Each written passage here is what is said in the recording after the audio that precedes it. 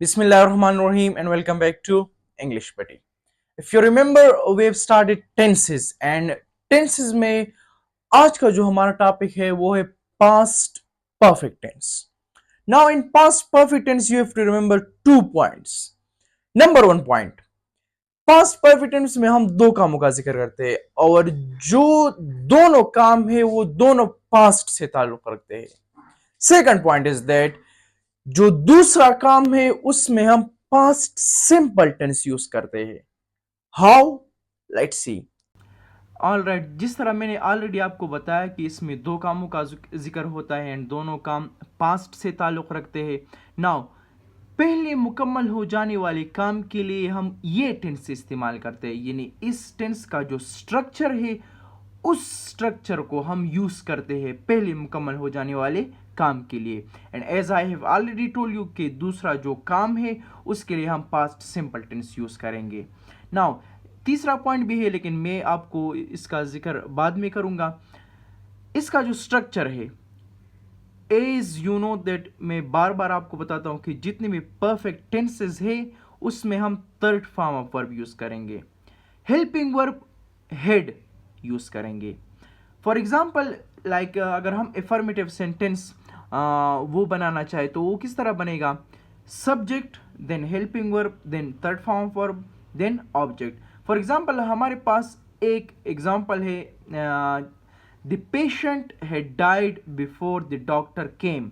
तो the patient had died, ये structure past perfect tense का स्ट्रक्चर है, यानी डॉक्टर के आने से पहले मरीज मर चुका था. तो डॉक्टर के आने से पहले एक काम हुआ, मरीज मर चुका था, दूसरा काम हुआ. तो पहले मुकम्मल हो जाने वाले काम के लिए हमने ये टेंस, इस टेंस का स्ट्रक्चर इस्तेमाल किया, the patient had died. Now before the doctor came, तो द डॉक्टर केम ये पास्ट सिंपल टेंस है, यानी दूसरा जो काम है उसके लिए हमने पास्ट सिंपल टेंस यूज किया. एंड पहले मुकम्मल हो जाने वाले काम के लिए हमने इस टेंस का स्ट्रक्चर यूज किया. Like another example is that I had won the race before the bell wrong.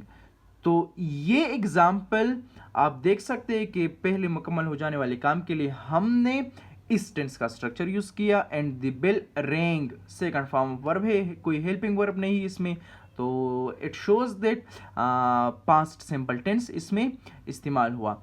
Now जो थर्ड पॉइंट का जिक्र मैंने पहले किया कि मैं आपको बाद में बताऊंगा, लाइक अगर किसी फिक्रे में किसी सेंटेंस में ऑलरेडी बिफोर या टिल आ जाए तो इस टेंस का इस्तेमाल एक ही काम को बयान करने वाले फिक्रे में भी जायज़ होता है. लाइक इसमें दो कामों का जिक्र करना ये ज़रूरी नहीं है. Like how? For example we had already, तो यह ऑलरेडी यूज हुआ है, we had already left for Karachi, they had reached home before sunset. तो इन ये जो एग्जाम्पल्स हैं ना, इसमें एक ही काम का जिक्र हुआ है और वो है पास्ट परफेक्ट टेंस वाले. नेगेटिव को हम किस तरह यूज करेंगे? लाइक सिंपली आपने हेल्पिंग वर्ब के बाद नॉट लगाना है. Like the patient had died before the doctor came, so the patient had not died before the doctor came. Interrogative, तो एज यू ऑलरेडी नो आपने हेल्पिंग वर्ब को पहले लाना है एंड लास्ट में आपने क्या करना है, जो क्वेश्चन मार्क है वो लगाना है. For example had the patient died before the doctor came. So hope you have understand what I wanted to make you understand. Wish you best of luck. Allah Hafiz.